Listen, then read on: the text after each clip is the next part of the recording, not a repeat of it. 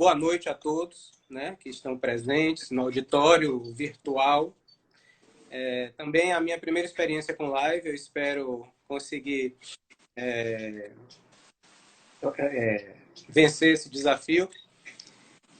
Dou boa noite novamente agora à professora Ana Paola, né, nossa desembargadora do TRT5, minha colega da Universidade do Estado da Bahia, Universidade Pública e Popular. Exato. Nossa querida NEB. Nossa querida NEB. E agradeço também ao público, né, pela audiência, pelo público já presente, né, pontual, aos colegas juízes, professores, advogados, membros do Ministério Público, os auditores, os estudantes, os acadêmicos da BDT, né, os amigos em geral. Então, uma boa noite. Espero que seja uma conversa proveitosa para todos. Para mim, com certeza vai ser, porque ouvir a professora Paola é uma experiência sempre muito boa mesmo. E a gente tem essa limitação da live imposta pelo Instagram, que é o tempo mais ou menos de 60 minutos. Então a gente tem que ter uma certa disciplina quanto ao tempo para poder não sentir uma surpresa ao final de um corte súbito de transmissão em meio a alguma fala, né? Então vamos tentar ser disciplinados nesse sentido. Exatamente. Eu estou aqui com o reloginho do lado, controlando tudo direitinho. Você quer começar uma fala inicial, Paulo? Eu quero saudar todos, né? Agradecer a Guilherme o convite. Não precisava me chamar de senhora, não. Eu estou me sentindo uma jurássica. Né?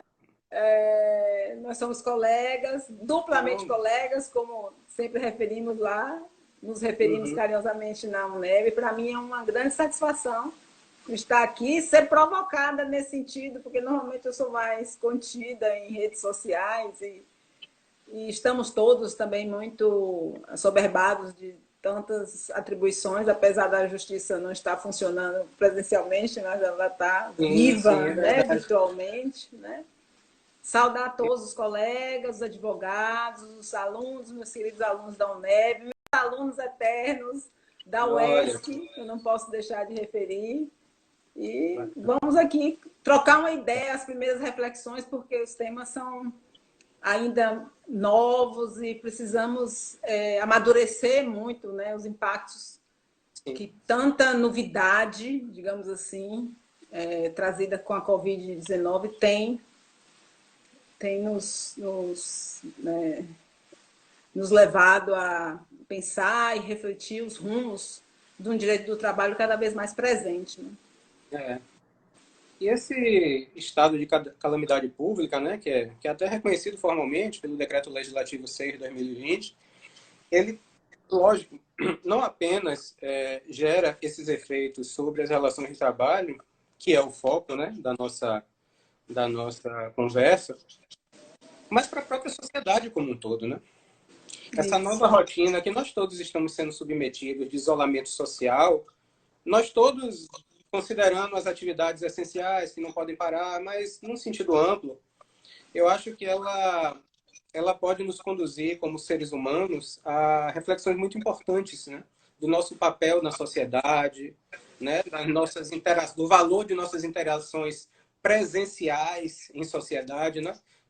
Nós estávamos muito tempo mal acostumados com as facilidades do WhatsApp e, às vezes, desprezando essa questão do contato presencial. Eu acho que esse estado todo também ele favorece que nós revalorizemos esse contato presencial, né? Essa presença, essa participação de todos em ambientes físicos concretos. Eu acho que isso é muito importante. Né? Com certeza. Mas vamos ao nosso tema, né? Vamos. Bom, esses reflexos nas relações de trabalho, numa perspectiva geral, eu consigo identificar que eles, de alguma forma, se é que se pode tirar aspectos positivos de todo esse processo, é que ele faz com que o direito do trabalho ele retorne ao centro das preocupações econômicas, né? Porque Havia até então um movimento que nós víamos percebendo de um certo deslocamento do trabalho para a margem, né? Para o que é secundário, para o que é satélite. E tudo muito concentrado na economia em si, né? Então, eu acho que, a partir do momento em que há o isolamento social, e esse isolamento social gera profundos reflexos nas relações de trabalho, né? A necessidade de afastamento de trabalhadores do ambiente de trabalho, a diminuição do consumo, né? A diminuição da demanda por bens e serviços. Eu acho que tudo isso faz revalorizar o trabalho como fundamental numa relação econômica, né? Até porque renda do trabalhador é a força motriz do consumo de bens e serviços na sociedade, que por sua vez, né, permitem às empresas o lucro, que, por sua vez, permitem a criação de postos de trabalho. Então, existe uma relação simbiótica entre a atividade empresarial e entre a força de trabalho. Isso não pode ser menosprezado, não pode ser erigido um em desprestígio de outro. Então, eu acho que todo esse pandemônio, né, da Covid-19, da pandemia, ela termina gerando esse tipo de efeito positivo, né, de revalorização do trabalho. Você concorda? Eu concordo. Eu acho que nós temos algumas novidades em pauta, né?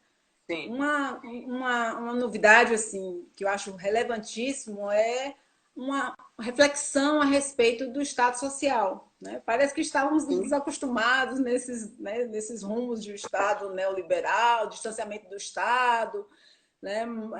Mas a Covid ela digamos faz ressurgir na sociedade. Eu acho que o mais relevante é isso, a percepção por parte da sociedade da importância crucial do Estado em alguns âmbitos, né? Com destaque aí na proteção à saúde, no investimento em ciência, em pesquisa, e também a impossibilidade de se afastar das dificuldades que estão a estruturar o mercado de trabalho ultimamente. É uma Né? revalorização, em última análise, do próprio Estado Social de Direito, né? Com certeza. Suas várias vertentes, saúde pública, etc. Isso. Mas essa queda na demanda de bens e serviços, né?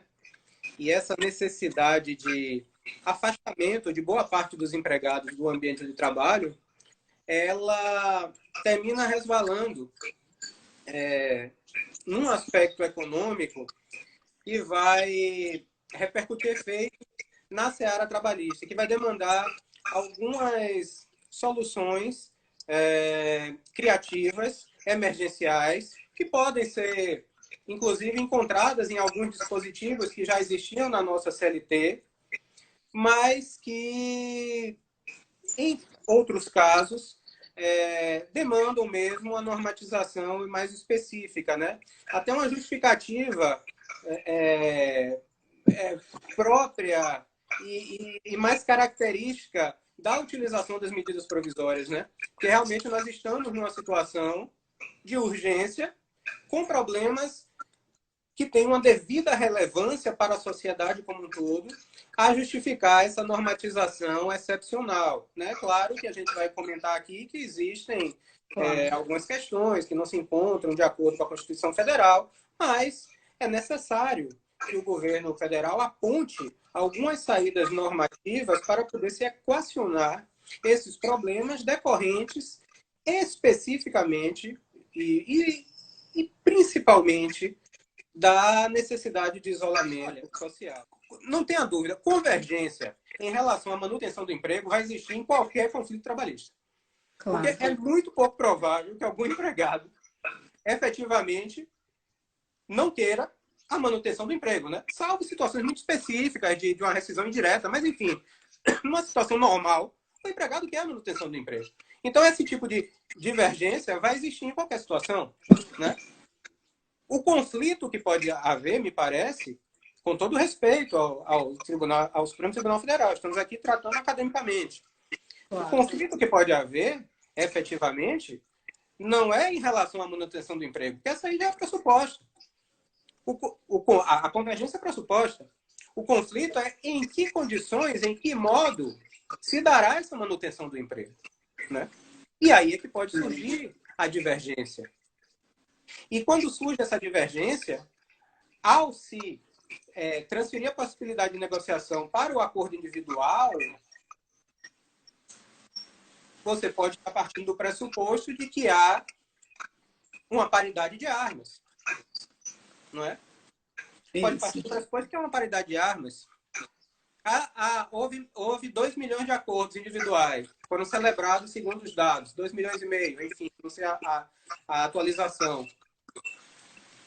Mas isso não significa que todos os empregados tenham aceitado plenamente as condições que foram postas em relação a essa redução da jornada de trabalho ou em relação a essa suspensão do contrato. Mas eles vão aceitar porque eles têm interesse em manter no emprego, né? Dentro de uma situação quase de sujeição, me parece, em princípio, né? Com todo o respeito à decisão do Supremo. A necessidade da medida provisória para tratar de algumas situações que nós já tínhamos um sistema normativo estável, claro, com relação à negociação, que é a redução de salário e a redução de jornada a partir de acordo ou convenção coletiva. A Constituição já previa isso, né?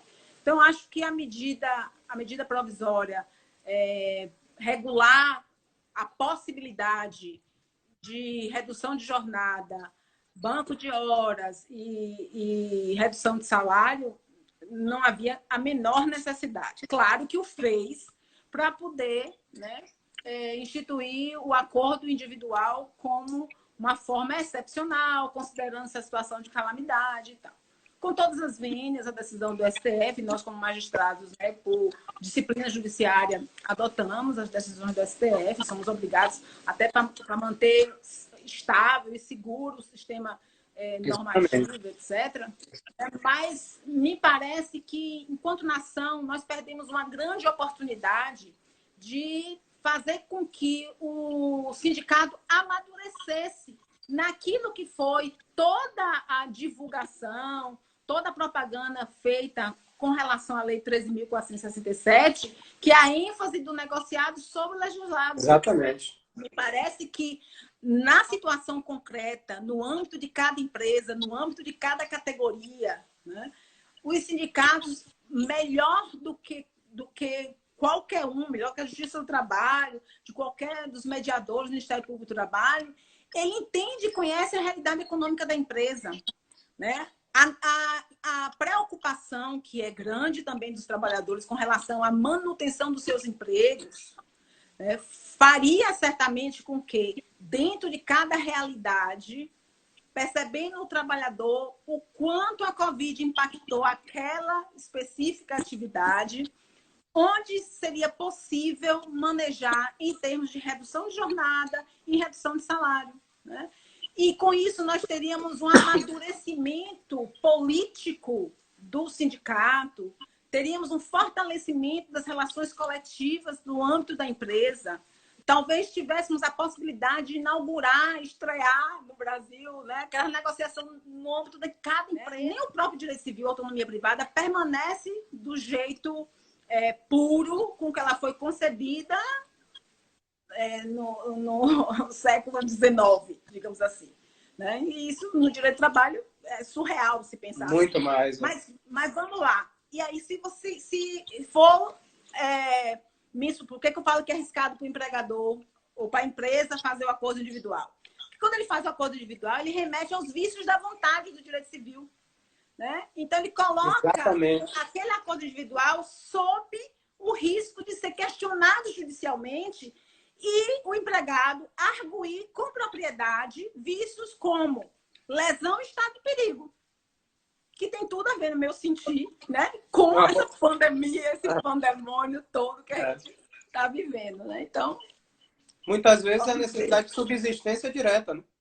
Exatamente. Direta de subsistência. Mas observe que a força maior nessa atividade de risco, ela é inerente à própria concepção de atividade de risco. Observe, citar um exemplo fora desse exemplo de saúde. Observe a situação de uma empresa que faz transporte de numerário. O assalto é um fato de terceiro em qualquer outra atividade. Para quem faz transporte de numerário, o assalto se insere como aspecto do risco da atividade, ensejando a aplicação da responsabilidade objetiva. Né? O grande questionamento, né, a meu sentir agora, que a Covid traz, é com relação àquelas atividades econômicas que não estão no segmento de saúde. Atividades normais, em que havia muito relacionamento interpessoal, mas o relacionamento interpessoal nunca foi arriscado para ninguém, pelo contrário, é bom para a saúde psíquica das pessoas, né? Nesse caso aí, não se afastaria o nexo de causalidade, né? Eu acho que a normatividade da medida provisória, ela caminha no sentido de simplesmente dizer que esse nexo vai depender de prova, né? Vai depender de prova. Agora, se isso vai atrair também, nesse caso, a responsabilidade objetiva...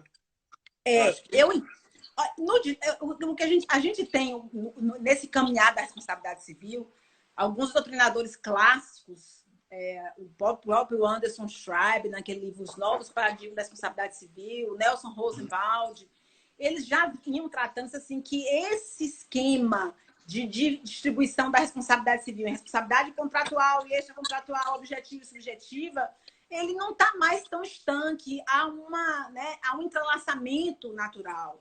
Há muita responsabilidade fundada na confiança, na lesão a princípios, e que a responsabilidade civil acabou assumindo uma noção de reparação do dano injusto, da antijuridicidade.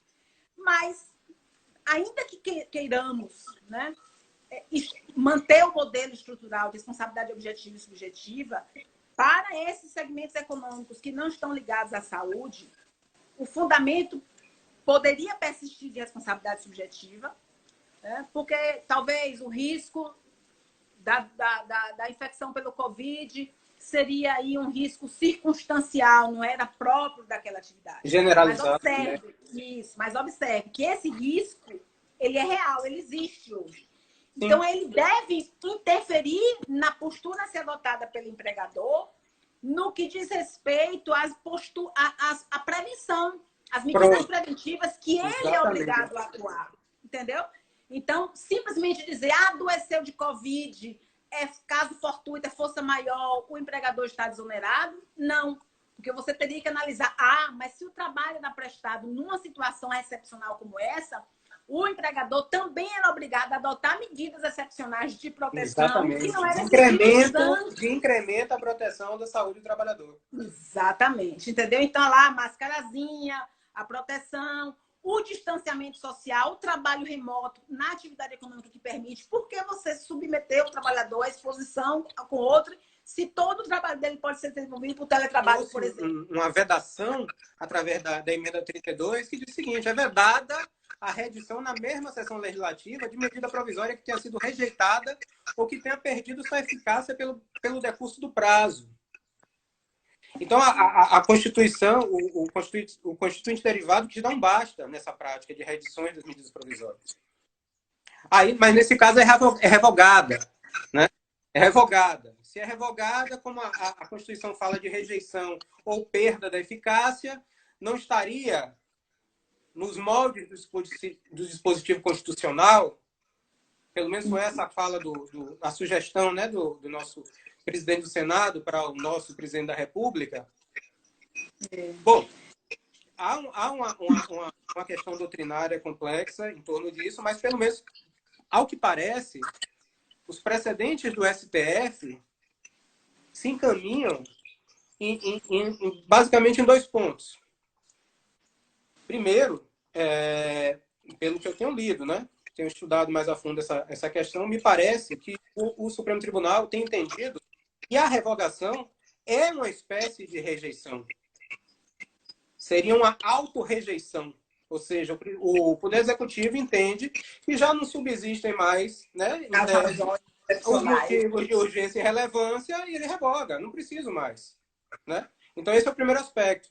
E o segundo aspecto é que esse conceito da mesma sessão não é a mesma sessão em que a medida provisória foi editada, que seria 2019. Né? Não é o ano legislativo de 2019. Mas sim, e isso parece mais lógico, inclusive, é a sessão em que a medida provisória é rejeitada, onde ou há o decurso do prazo, e, claro, nesse caso, a revogação, porque se entende que a revogação é uma espécie de rejeição.